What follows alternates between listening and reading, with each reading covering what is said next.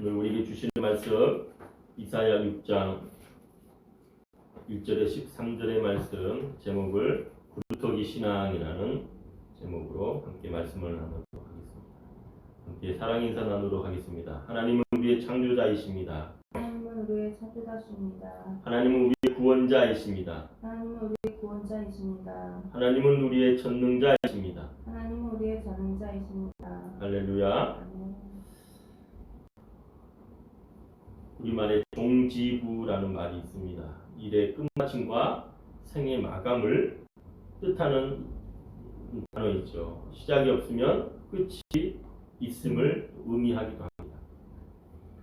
우리의 인생의 시작과 끝은 인간의 의지적인 모습이 아닌 하나님의 영원하신 계획 가운데서 시작되어졌으며 또한 하나님의 영원 가운데서 함께하게 되었습니다.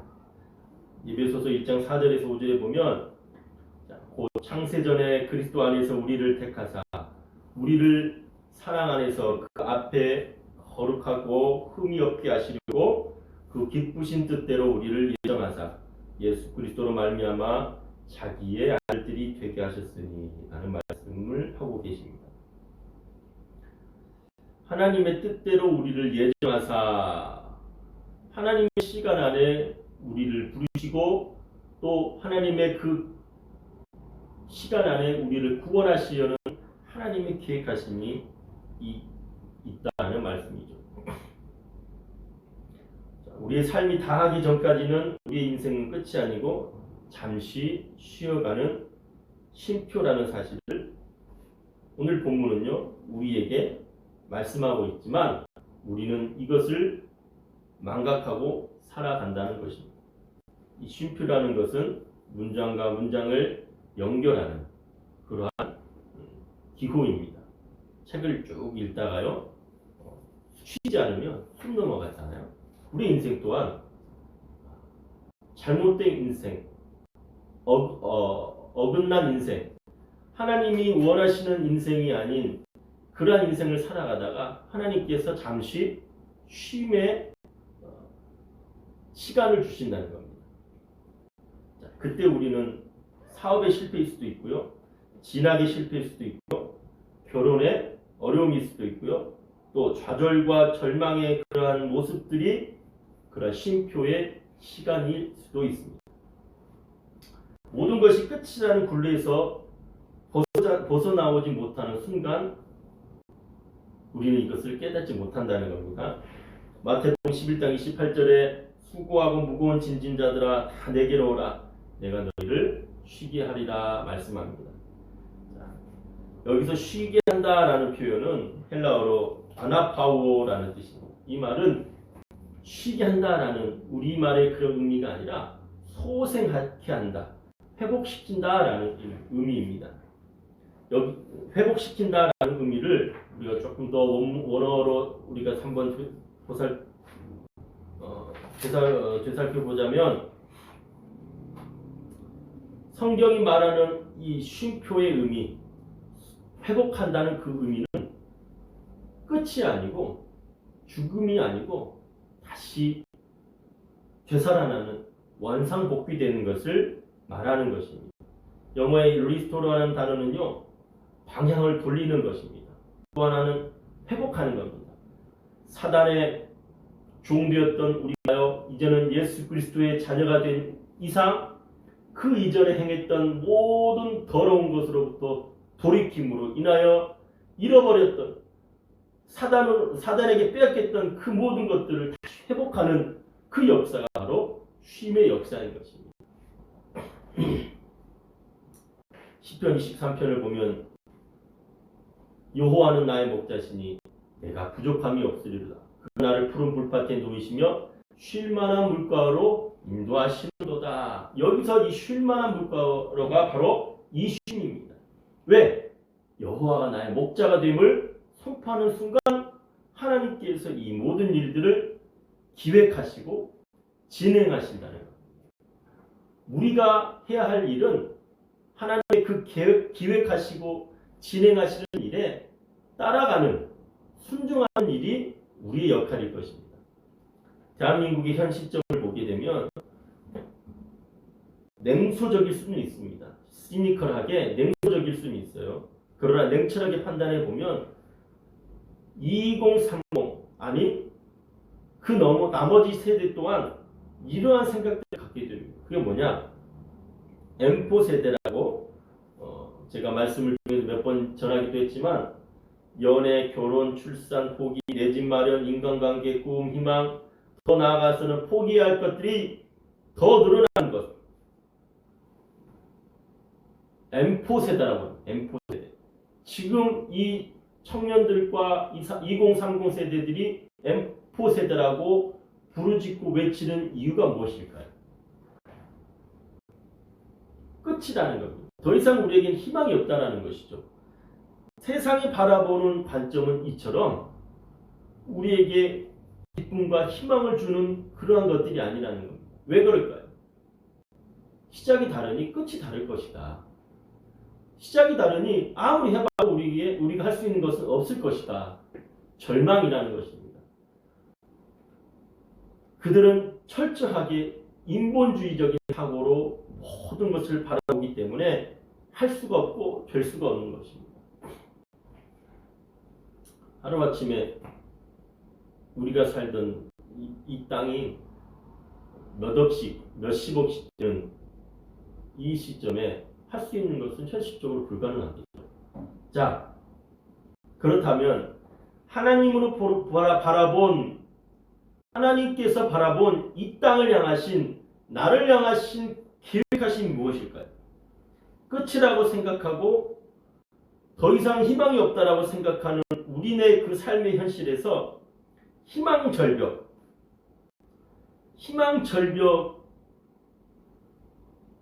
우리의 모습.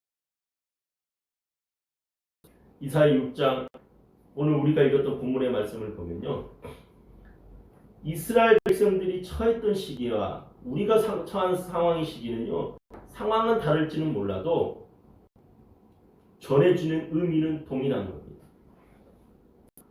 자, 1장 1절을 같이 한번 읽어볼까요? 6장 1절. 자, 6장 1절 다 같이 시작. 우시야 왕이 죽던 해에 내가 본즉 주께서 높인 들림 보좌에 앉으셨는데, 우시야 왕이 죽던 해라고 이사야 선지자는 기록하고 있습니다. 자, 우시야 왕이 죽던 해에 이 말이 무엇을 의미할까요? 우시야 왕은 어떤 사람이었나를 보게 되었습니다. 우시야 왕은요, 역대기 기자를 쭉 보면 잘 하나님을 섬겼던 사람입니다. 그래서 그가 강성대국을 이끌었어요. 다윗과 솔로몬과 비교할 만큼 군사력뿐만 아니라 행정적인 부분, 모든 부분에 있어서 이스라엘을 부국양병시켰습니다. 그랬던 그가 오늘 본문 이사야 6장의 본문 말씀처럼 우시야 왕이 죽던 해, 이 말은 그럼에도 불구하고 이 우시야 왕이 어떻게 죽게 되었느냐를 보게 되어지면, 그가 부국양병된 그의 나라를 보고 교만하여져서, 역대하 26장 16절 말씀을 한번 같이 봐볼까요? 역대하 26장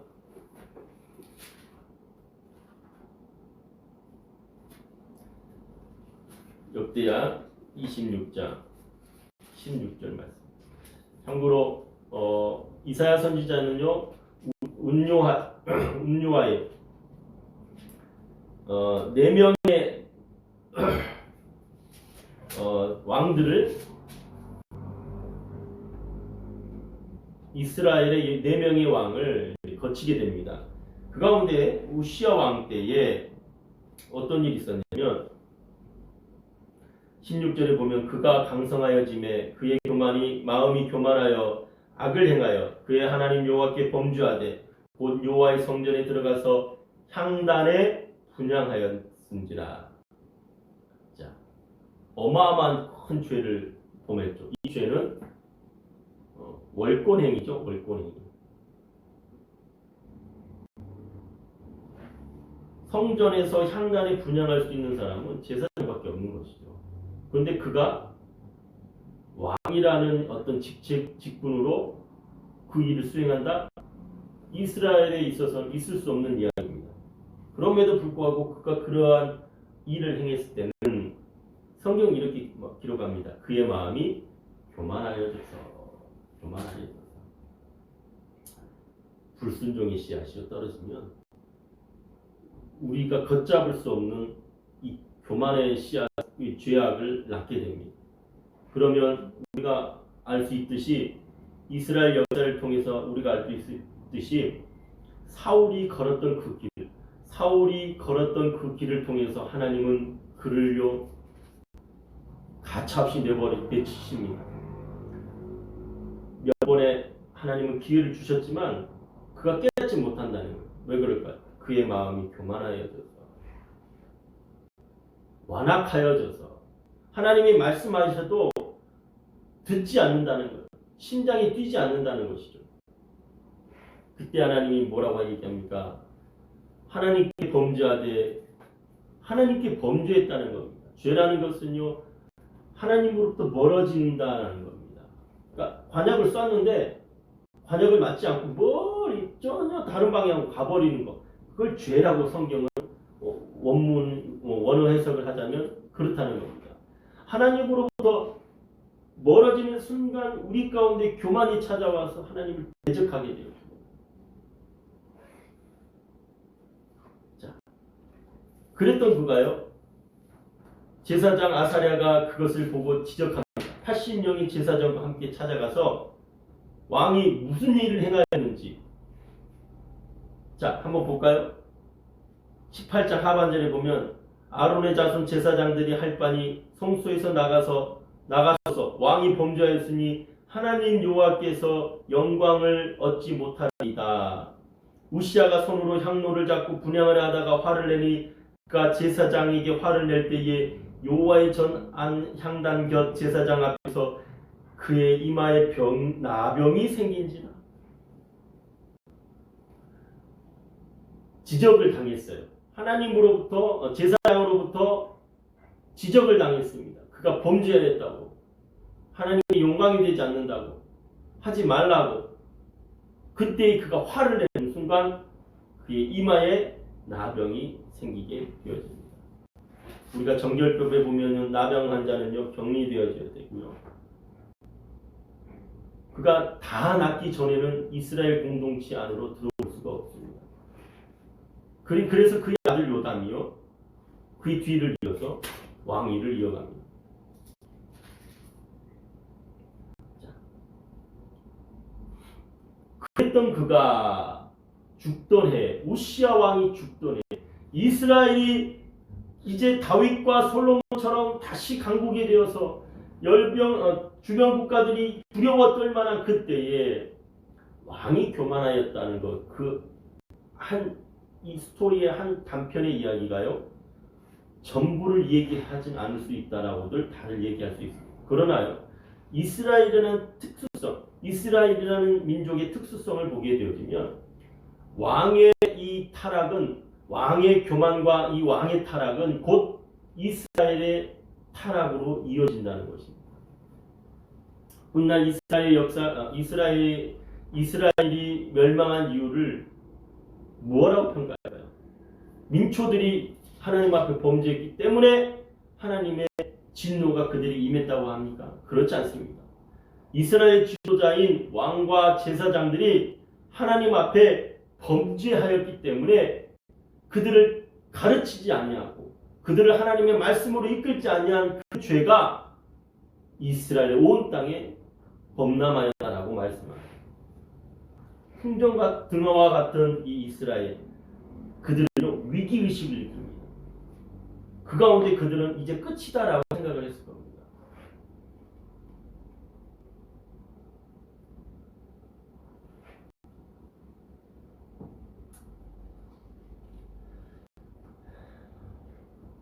이스라엘 멸망을 그들은 생각하진 않았겠지만 어마어마한 큰 아픔을 겪게 되었습니다. 훗날 이스라엘은 이로 인하여서 어떤 일들이 일어나게 되어집니까? 이스기야 6년에요. 북이스라엘 멸망을 합니다. 아수르에 의해서. 그가 얼마 지나지 않아서 일어난 일입니다. 우시야, 요담, 아하스, 히스기야 그 다음에 바로 얼마 지나지 않아서 북이스라엘이 멸망합니다. 그 북이스라엘은 어떤 상황이었습니까? 우상 숭배로 가득했던 나라입니다. 하나님께서 선지자들을 통해서 돌아오라 하나님 앞에 회개하라고 했지만 그렇지 않게 되자 이스라엘을 치는 겁니다. 북이스라엘. 그것을 목도했던 남유다는요. 지금 어떤 상황입니까? 나라를 부국강병하게 했지만 우시야가 하나님 앞에 교만함으로 인해서 주변 나라가 아수르가 지금 쳐들어왔잖아요. 북이스라엘을 멸망시켰잖아요. 이스라엘은요. 조그만 나라인 남유다가 어떻게 버텨낼 수 있겠어요? 그러니 어떻게 해요? 주변 나라에 이제 힘이 없으니 손을 벌리는 거고 하나님을 의지해야 되는데 애굽을 의지하게 되고 그로 인해서 나타난 결과가 뭡니까? 고통이 찾아옵니다. 자, 그때 하나님은 이스라엘 가운데 쉼을 허락합니다. 자, 이스라엘 민족이라는 입장에서는 이스라엘의 멸망이 절망이겠죠. 끝이라고 생각했겠죠. 그러나 하나님은요. 그들 가운데 쉼을 주시는 겁니다. 바벨론 유수로 통해서 그들은요. 그 땅에서 80년을 지내면서 하나님의 쉼에 그 소용돌이치는 그 쉼에 은혜를 입게 되어진다는 것입니다. 하나님의 구원하심의 그 계획하심, 이스라엘을 향한 그 계획하심, 나를 향하신 하나님의 그 구원의 계획하심, 우리는 한번 눈여겨봐야 할 것입니다. 구원이라는 말은요, 아샤라는 말에 넓다, 해방하다, 자유롭게 하다는 그 동사에서 파생된 야샤라는 단어입니다. 이 야샤라는 구원이라는 뜻은 우리를 죄로부터 해방시키고 자유롭게 하는 것입니다. 하나님으로부터 우리가 벗어나는 순간 우리는 이 죄의 굴레 속에 살아가는 겁니다. 이 죄의 굴레 속에 살아가다 보니 매년마다 하나님 앞에 나와서 양과 소와 염소를 통해서 제사를 드려야만 돼요. 매번 그런 수고를 통해서 하나님 앞에 나아가야 됩니다. 우리의 죄를 속죄함 받아야 되는 거죠. 이 죄의 굴레에서 하나님 이제 우리에게 한 번에 하나님께서 단번에 예수 그리스도를 우리 가운데 보내심으로 인하여서 해방시키셨습니다. 사단 마귀가 우리를 통하여 이 죄의 굴레에서 벗어나지 못하게 하는 겁니다. 우리 귀에 대놓고 속삭이는 거죠. 괜찮아. 내 쪽도 괜찮아. 이것쯤이야. 대충 이 정도 하지. 눈 감아. 괜찮아. 사람들도 다 그래.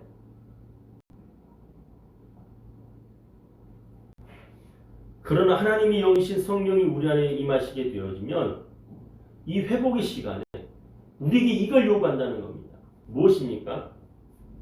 철저한 회개, 그리고 그 회개를 통한 하나님의 성령 하나님의 부어주시는 은혜를 경험하라는 겁니다. 그게 바로 회복의 시간, 쉼표입니다. 하나님께서 자신의 최적화된 방법으로 하나님의 자녀를 구원하시려는 계획하심을 이루시는 겁니다. 아브라함이 갈대아 우르에서 하나님께서 부르셔서 갑니다. 자신의 모든 권리, 권한을 포기하고 떠나가게 하십니다. 그리고 하나님께서 말씀합니다. 창세기 12장에 하나님께서 부어주시는 은혜가 어마어마한 겁니다. 우리 한번 볼까요?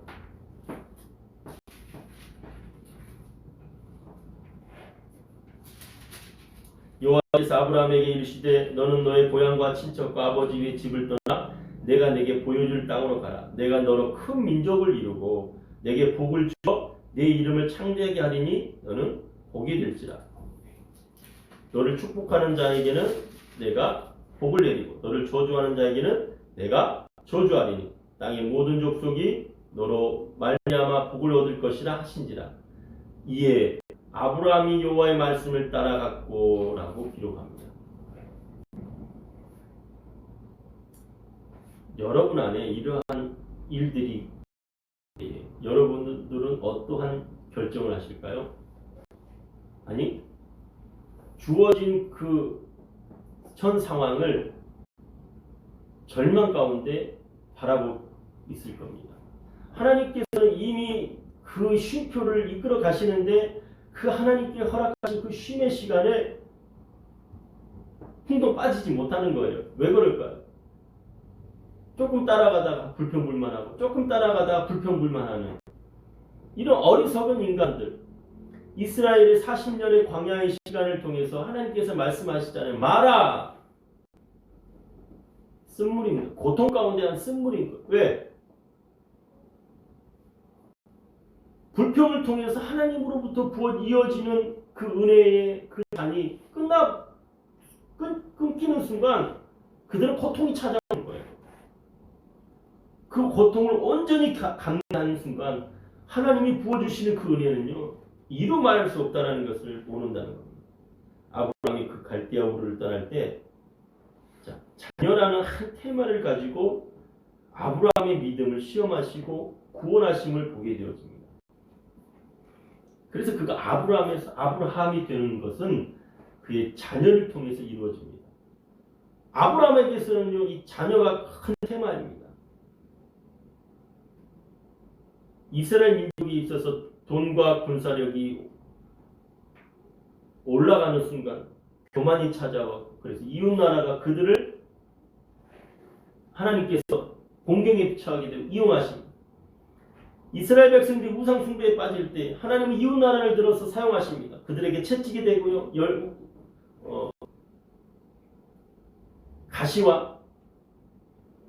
가시가 되어지는 것이죠. 그리고 80년이라는 세월을 통해서 그들이 포로된 자로서의 삶을 살다가 하나님께서 이스라엘 민족을 머리부터 발끝까지 완전히 리셋시킵니다. 그게 뭡니까? 회복의 시간인 겁니다. 철저하게 하나님을 우리가 섬기지 않는다면 다시 이러한 아픔과 고통이 되찾아올 것이라는 그들은 절망 속에서 희망을 바라보게 됩니다. 그게 바로 히브리 민족의 특징인 것이죠. 성경은 우리에게 분명히 얘기합니다. 여러분 가운데 온전히 하나님을 섬기지 않는다면요, 당연히 고통은 찾아옵니다. 아픔이 찾아와요. 그 순간 우리는 반드시 깨달아야 됩니다. 아! 하나님이 내게 쉼을 요구하시는구나. 그 쉼 속에서 무엇을 하길 원해요? 죄에서 해방을 당하기를 원한다는 거예요. 온전히 하나님 앞에 순종하고 나오는 순간 하나님은 여러분을 고통이 아닌 그 평안함의 쉼 가운데 여러분을 인도하실 거라는 거예요. 할렐루야. 회복의 시간이 길고 짧은 것은요, 순종의 여부와 달려 있습니다. 때론 80년, 때론 40년, 때로는요 얼마 길지도 않아요. 하나님의 부르심 앞에 엎드리는 순간 이 모든 것이 가능하다는 겁니다. 이제 이 그루터기의 신앙의 첫 테마로 첫 시간을 열게 되었습니다. 여러분, 그루터기가 무엇인지 아십니까? 그루터기는요, 그 나무가 베어버리게 되면 뿌리째 뽑지 않는 한 그 나무를 베었을 때 밑둥만 남아있는 것을 그루터기라고 합니다. 죽어버리는 것이죠. 죽게 되는 것이죠. 근데요, 우리가 볼목을 했을 때 밑을 자르면 놀라운 사실이 있습니다. 그 가운데서 다시 새싹이 자라난다는 겁니다. 단순간에 일어나는 일은 아니겠죠. 그러나 그 쉼의 시간을 통해서 새싹이 난다는 거예요. 많은 사람들은 그것을